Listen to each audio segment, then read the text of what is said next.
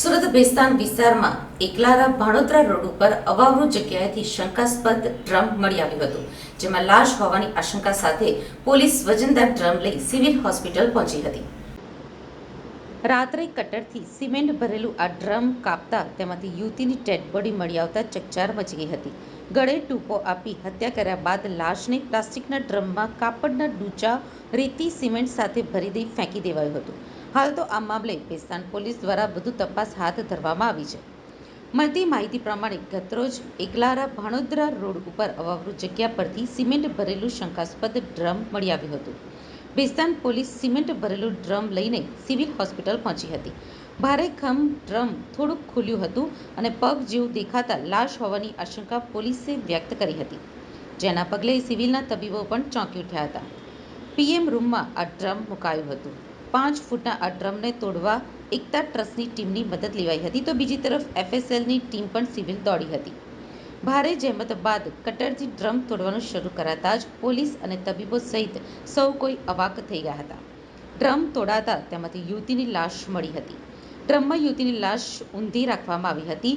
યુવતીની લાશ જેમાંથી મળી છે તે બાંધકામ સાઇટ ઉપર પાણી ભરવાનું પ્લાસ્ટિકનું ડ્રમ હતું. આ ડ્રમમાં યુવતીનું માથું અંદરની સાઈડ અને પગ બહારની સાઈડ હતા. ડ્રમમાં લાશ ઉપરાંત કાપડના ડૂચા, રેતી અને સિમેન્ટ પણ ભરવામાં આવ્યા હતા. યુવતીની હત્યા કરી લાશનો નિકાલ કરવામાં હત્યારાઓએ આચરેલી ટ્રીક જોઈ પોલીસ અને તબીબો વિચારતા થઈ ગયા હતા. મોડી રાત્રે ઉચ્ચ પોલીસ અધિકારીઓ સિવિલ દોડી ગયા હતા.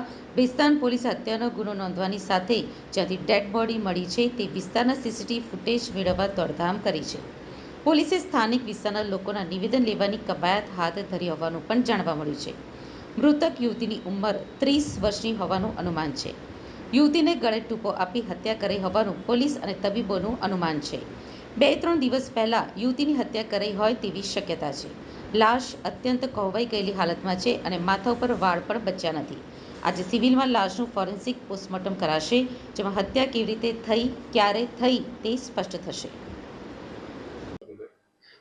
ભેસ્તાન પોલીસ સ્ટેશનમાં એક ક્રિમિનલ કેસ દાખલ થયેલો છે અનડિટેક્ટ મર્ડરનો. બીએનએસની કલમ 103(1) અને 238 મુજબનો. આ ગુનાની હકીકત એવી છે કે એક ટાટા ટેલિકોમ કંપનીમાં એક એમ્પ્લોયી સર્વિસ કરે છે. એ આ જે ડેડ બોડી જ્યાંથી મળી ત્યાંથી પસાર થતા હતા.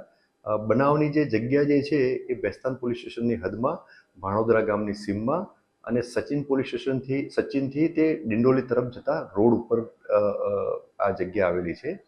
તો એમણે ત્યાં જોયું તો એક વાદળી કલરના પ્લાસ્ટિકના પીપમાં એક ડેડ બોડી પડેલી હતી પાણીમાં. થોડું પાણી પણ ત્યાં ભરાયેલું હતું અને ડેડ બોડીના ફક્ત પગ દેખાતા હતા, નીચેનો ભાગ. અને મીનવાઇલ ત્યાંથી પોલીસ પણ પસાર થતી હતી, પેટ્રોલિંગની મોબાઈલ. એટલે એમણે પોલીસનો ઊભા રાખી અને એમને જાણ કરી કે એક ડેડ બોડી પ્લાસ્ટિકના પીપમાં પડેલી છે. એટલે આ બાબતે પછી પોલીસ સ્ટેશનમાં